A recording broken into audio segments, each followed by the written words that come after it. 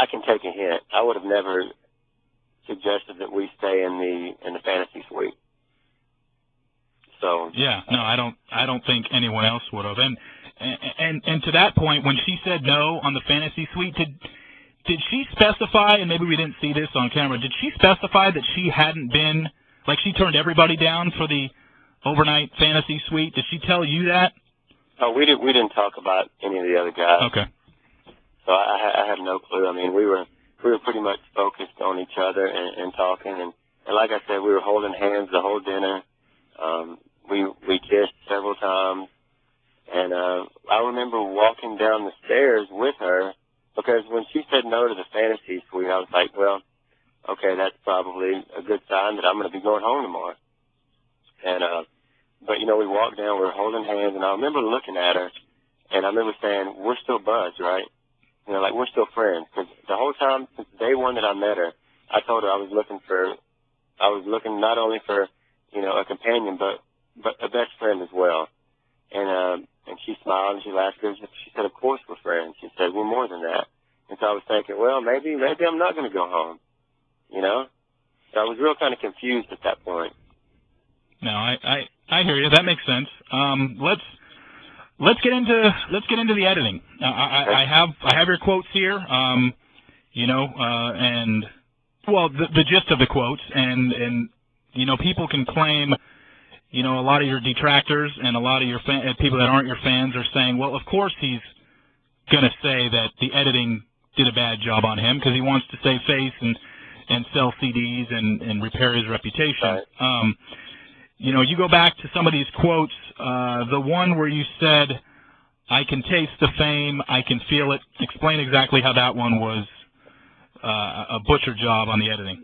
Man, I don't know how they pulled that out of their hat, but I know what I said. I remember the producer asking me, Wes, what's it like when you're writing a song? And I remember saying, you know, it's different every time. Sometimes it takes me 5 minutes. Sometimes it takes me, you know, days to do it. But when I start to feel it come on, it's like I can feel it. I can taste it. It comes inside of me, and it comes out on pen and paper. And I remember that like it was yesterday. That's exactly what I said. And then they somehow turned it into the fame became. Somewhere, yeah, but if you notice, I don't even think that they were showing my face at that point. No, not on that quote they weren't. Not on that quote, they weren't showing my face. The only time they showed my face is when I said I can feel it, I can taste it, it comes inside of me. So I did say that, but they just chopped off the ending, the tail end of me saying, and then it comes out on pen and paper. And then the part about me talking about being a song. I mean, yeah, I mean, that's it in a nutshell. I mean, the way that they made it sound, number one, it sounded perverted. It grossed me out. And I was like, who would say that? Who in their right mind would say that kind of comment? Yeah. It doesn't make any sense. You've already gone over the one about, you know, being there 6 episodes, how they left out the beginning and the end of it and kept the middle part. The other quote was saying that you had Jillian wrapped around your finger. Explain that one. You know, here's the deal. The guys that are giving you the ITMs, I remember the guy saying something like, oh, Wes, you know, she doesn't like your redneck ass, you know, or something like that. And I was just joking back with him, and I did say that, but I said it in a joking, like, playful manner. I was like, you know, I got to wrap it on my finger, you know, you better believe that. And it wasn't maliciously, it wasn't weird at all. It was the fact that he had said that comment to me, like, she doesn't like your hillbilly ass, redneck ass, something like that. Yeah. So I was just, honestly, I had no clue they were going to throw that in there. I was sitting there talking to the producer, asking the questions. But I did say that, but it wasn't to be. It was in a joking manner in response to a question that the producer asked you. Exactly. I wasn't trying to say that I had a whoop. The other one was Monday's quote, probably the most infamous quote of the season right now, and that was in the limo after you're eliminated. You said, "I'm the only guy in Bachelor history to make it to the Final Four with a girlfriend." I've heard you give this explanation, but for the people who haven't heard, tell them what you actually really said. Well, you know, what I was saying is, at this point, I'm in the limo. I'm driving around for 3 hours. They had the AC off. it was miserable in there, and I'm sitting there talking to the producer, and I'm like, Pete, get real, dude. I'm the only guy in Bachelorette history that made it to the Final Four with a girlfriend. I said, come on, man. If I had a girlfriend, I would be there with her now. I wouldn't be putting up with this. I wouldn't have put up with having a 25-year-old producer tell me when I can go to bed, when I need to get up, when I could eat, when I could sleep. You know, basically be, you know, quarantined for 2 months. I wouldn't have done that. I'd have been home with my girlfriend. That was it in a nutshell.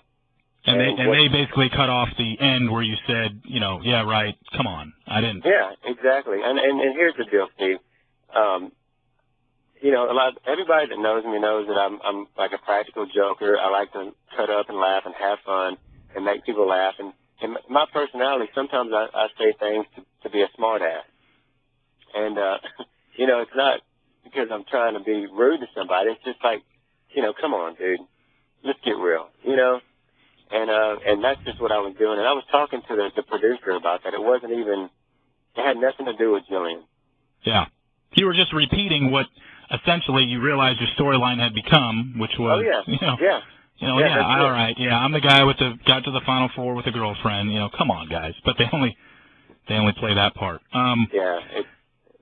Also in the limo, you say, how can I lose to Reed? That boy's a retard. Well, you kind of, that's funny. I mean, you know what? I will be honest with you, Steve. I like every single one of the guys there. We were all good friends. And I think we're all going to still be really good friends. I wasn't being malicious about Reed at all. If you noticed on the show, I never once said anything negative about any of the guys. Not one time did anything negative come out of my mouth, or did I disrespect Jillian. It never happened. And when I was in the limo, I was like, man, how can I lose to Reed? Reed's a retard, but I love him. You know, he's a cool cat. You know? And they cut off the end again. Yeah, they just take what I say and they cut it off. But I wasn't saying that to be mean. I mean, you've hung out with your buddies before and be like, dude, that dude's you know, whatever. No, I mean, I hear what you're saying. I know. Yeah. Yeah. I mean, come on. Can we not have a sense of humor? Does everything have to be so uptight and so weird? And it's just the way they present it. You know, you're in a limo, you just got eliminated, and you're making all these comments, and they're just showing them, you know, boom, one right after another. I'm the only guy in Bachelor history to make it to the Final Four with a girlfriend. How could I lose to Reed? He's such a retard. These guys couldn't get a nibble from the women in Texas. That quote as well. How was that quote? That quote came out exactly how you heard it. I'll be honest with you. I mean, but, you know, it was in a joking manner. I wasn't saying that to be mean I mean, it's my personality. And, you know, I'm not going to dodge that and say that. I did say that. But it doesn't mean that I don't like these guys or anything like that. Here's the deal, Steve. I was in that limo for several hours. I probably stayed for 3 hours. And we talked and we cut up and we laughed, and I was serious at one point. There was one point that I even, you know, kind of felt myself kind of tearing up, and I was like, oh, no, this can't happen. Yeah. You know, so I kind of just sat there and I looked out the window for a minute. I was thinking, you know, what just happened, you know? And I was like telling Pete how bittersweet this was for me. It was like, you know, I took so much time out of my life to try to meet somebody, and for me to not have a chance, not have a shot in the dark from the day I stepped out of the limo, I felt like I had been used. I felt like I had been betrayed, and I was like, it's bittersweet, man. You know, it's good because I get to go home and I get to see my family and my dog and, you know, people that I love, but it's bitter that I never had a shot with Jillian. You know, what if I really loved her? What if I really cared about her? I never had a chance, you know? So why was I there? Why did I take time out of my life to do that? They didn't show any of that. They had 3 hours worth of footage to show, and yet they pieced together the stupidest thing to make me sound like an idiot for, what, a minute? Yeah. And